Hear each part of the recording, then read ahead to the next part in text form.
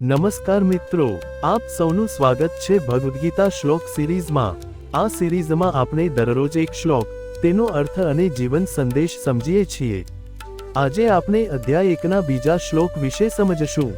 શ્લોક પાઠ।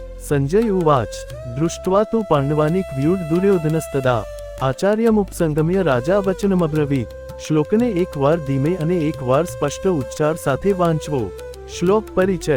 આ શ્લોકમાં સંજય રાજા ધૃતરાષ્ટ્રની યુદ્ધભૂમિનું દૃશ્ય વર્ણન કરે છે। અહીં દુર્યોધન પાંડવોની સેનાને વ્યૂહમાં ગોઠવેલી જોઈને પોતાના ગુરુ દ્રોણાચાર્ય પાસે જાય છે। શબ્દાર્થ। દૃષ્ટ્વા જોઈને, તુ પરંતુ, પાંડવ અનિકમ પાંડવોની સેના, વ્યૂઢ સારા રીતે ગોઠવેલી, દુર્યોધન તદા તે સમયે, આચાર્યમ ગુરુ દ્રોણાચાર્યને, ઉપસંગમ્ય પાસે જઈને, રાજા દુર્યોધન, વચનમ અબ્રવીત બોલ્યો। ભાવાર્થ। સંજય કહે છે, પાંડવોની મજબૂત અને ગોઠવેલી સેના જોઈને, તે સમયે રાજા દુર્યોધન પોતાના ગુરુ દ્રોણાચાર્ય પાસે જઈને બોલ્યો। અહીંથી યુદ્ધ પહેલા દુર્યોધનની અંતરદશા દેખાય છે। જીવનમાં ઉપયોગ લાઈફ લેસન। બહારથી શક્તિશાળી દેખાતા લોકો પણ અંદરથી ડર અનુભવે છે।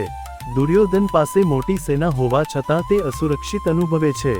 ગીતા શીખવે છે, અહંકાર અંદરના ડરને છુપાવે છે। મુખ્ય સંદેશ। સત્ય સામે અહંકાર ટકતો નથી। શક્તિ હોવા છતાં શાંતિ ન હોય તો મન અસ્થિર રહે। ખોટા માર્ગે ગયેલા વ્યક્તિને હંમેશા ભય રહે છે। મનન માટે એક વાક્ય, હું સત્ય અને ધર્મના માર્ગે ચાલું છું, તેથી મને ભય નથી। જો તમને આ શ્લોક ગમ્યો હોય તો લાઈક કરો, સબસ્ક્રાઇબ કરો અને કોમેન્ટમાં લખો, ગીતા શ્લોક 3।